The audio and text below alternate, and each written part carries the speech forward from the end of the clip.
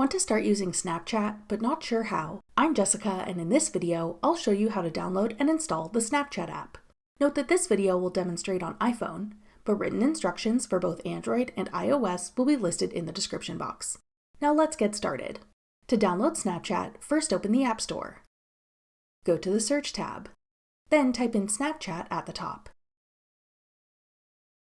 Tap Snapchat when it appears in the search results.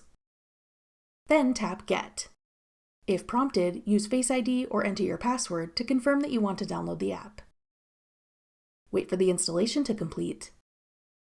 Then tap Open to start using Snapchat. That's all it takes to download Snapchat.